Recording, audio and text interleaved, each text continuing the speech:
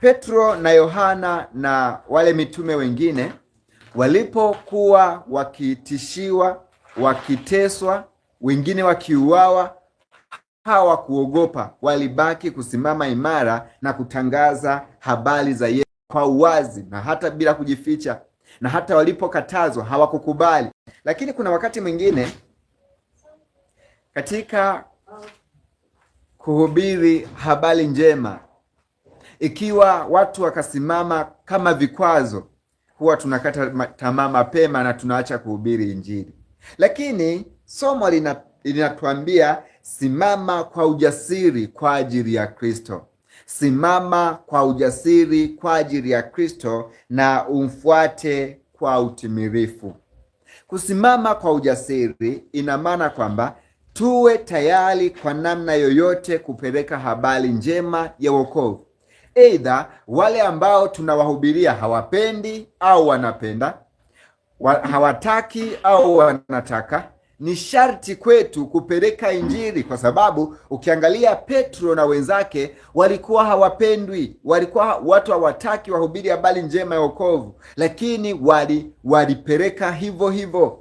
Kwa hiyo tunapaswa kusimama kwa ujasiri kwa ajili ya Kristo. Walisimama kwa ujasiri kwa ajili ya Kristo, licha ya kwamba mioyo ya wengi ilikuwa na chuki juu ya Kristo, mioyo ya wengi walikuwa hawamwamini Yesu, lakini waliposimama kwa ujasiri bila kuogopa vikwazo na vitisho vilivyokuwa mbele yao, basi wale watu ambao walikuwa hawajamwamini Yesu waliweza kumwamini, na hatimaye maelfu kwa maelfu wakaweza kumwamini na kubatizwa na kujiunga na safari ya Ukristo.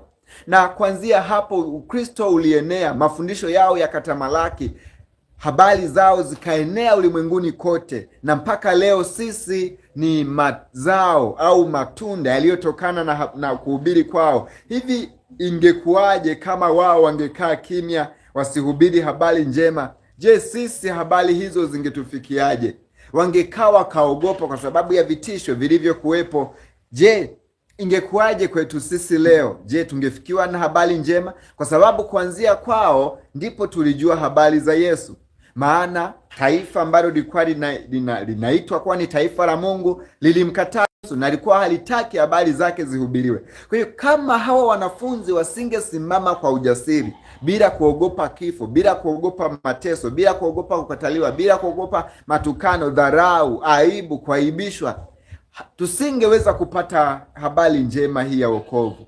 Sasa sisi ambao tumepata habari njema ya wokovu, cha kwanza tunapaswa kuhakikisha sisi wenyewe tunaishi sawasawa na neno la Mungu linavyotaka. Na tukishaona kwamba tunaishi vile ambavyo Mungu ametuagiza, tunapaswa kusimama kwa ujasiri na kuwaeleza wenzetu habari ya imani tuliyo nayo. Na kwa njia hiyo itasaidia watu fulani ambao wapo gizani, wasiojua ukweli, kuweza kupata ukweli na wapate kuokolewa. Simama kwa ujasiri kwa ajili ya Kristo na mfuate kwa ujasiri. Labda nizungumze na rafiki yangu ambaye, maana sisi ni wanadamu, wakati mwingine unaweza kujidhania kwamba umesimama, na maandiko yanasema ajidhaniaye kuwa amesimama angalia asianguke. Wapendwa katika Kristo, tunapaswa kuombeana sana. Tupo kwenye ulimwengu ambao vita ni kali, vita ni kubwa. Halafu adui anayepigana nasi ni mzoefu katika vita. Ana miaka zaidi ya miaka 4,000. Amepigana vita na watu ambao walikuwa ni wenye imani. Amepigana vita na watu ambao walikuwa ni mashujaa. Amepigana vita na watu waliokuwa na mjua Mungu kikamilifu, lakini kwa bahati mbaya baadhi yao waliwaangusha. Ana mbinu nyingi za vita. Hivyo rafiki yangu, tunapaswa kusimama imara. Kama ambavyo ninazidi kukusihi tangu katika masomo yaliyopita, tusiache kuombeana. Unaweza ukamwona mwenzako kana kwamba amesimama, ukasema huyo sasa nina haja gani ya kumuombea? Si anahubiri huyu, si anaimba huyu, si anafanya kazi fulani. Hapana, shetani aweza kumjaribu yeyote na bila kuombeana tutajikuta hatuna umoja. Bila kuombeana tutajikuta ni dhaifu. Bila kuombeana tutajikuta huyu anaanguka na huyu anaanguka, tunapoteza imani yetu. Hivyo rafiki yangu, unapaswa kuniombea mimi, nami ninapaswa kukuombea wewe, ili tuweze kusimama kwa ujasiri kwa ajili ya Kristo, na tutiane moyo. Tunapomwona mwenzetu anaifanya kazi ya Mungu, tusimdharau, tusimkatishe tamaa, bali tumtie moyo, maana kwa karama yake anapaswa kusimama kwa ujasiri, na kwa karama yako unapaswa kusimama kwa ujasiri. Na jambo lingine ambalo ni la muhimu sana, si salama kwetu kudharauliana. Pale ambapo mwingine ana karama hii nawe una karama hii, yamkini huyu ana karama ya kueneza injili kwa njia ya uimbaji, halafu wewe una karama ya kueneza injili kwa njia ya mahubiri. Mwingine anaweza kueneza injili kwa namna ya matendo, kusaidia watu, kutoa sadaka, kuwasaidia wajane, wagonjwa, maskini. Mwingine anaweza kuwa anaeneza injili kwa kuonesha matendo ya huruma.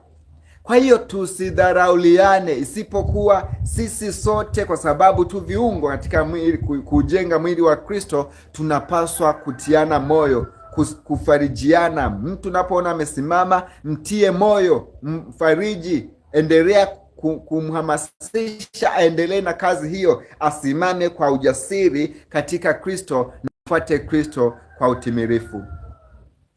Na ninaweza kuwa ninazungumza hapa, unanitazama, lakini uliwahi kusimama katika Kristo ila ukaanguka, na hali yako imezidi kuwa mbaya zaidi kadri siku zinavyozidi kwenda. Nikupe picha moja. Kwa mfano, ukiwa umevaa mavazi mazuri ambayo yamefuriwa na yanayopendeza, kiasi kwamba ukienda popote watu wanakusifia kwamba umependeza, halafu akaja mtu akakukamata kwa nguvu, akakupeleka kwenye matope, akaanza kukugaragaza kwenye matope. Je, unaweza kufurahia kubaki kugaragazwa kwenye matope? Hautapiga yowe kuomba msaada ili watu waje kukuokoa, ili usiendelee kugaragazwa kwenye matope, maana nguo zako zilikuwa safi. Ndivyo alivyo yule mtu ambaye alikuwa amesimama imara katika Kristo, lakini mambo yakabadilika, akaanza kuvutwa na anasa za dunia na akaanza kuhia.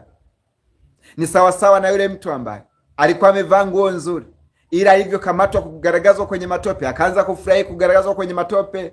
Ndio afananishwa na wewe ambaye yamkini mwanzoni ulikuwa umesimama imara, ila leo hii katika zama zinavyozidi kwenda umezidi kuvutwa kwenye uovu na unaufurahia uovu. Rafiki yangu na nitazama, uovu ni sawasawa na matope, kwa sababu ya uovu unachafua mavazi yako matakatifu.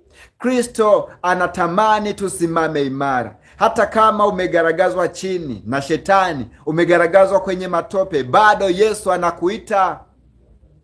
Thamani yetu haiwezi ikaondolewa kwa sababu ya dhambi ambayo imetendwa. Hapana. Dhambi ambayo inatendwa ni sawasawa na noti ya 10,000 idondoke chini, halafu chini ichafuke kidogo na vumbi.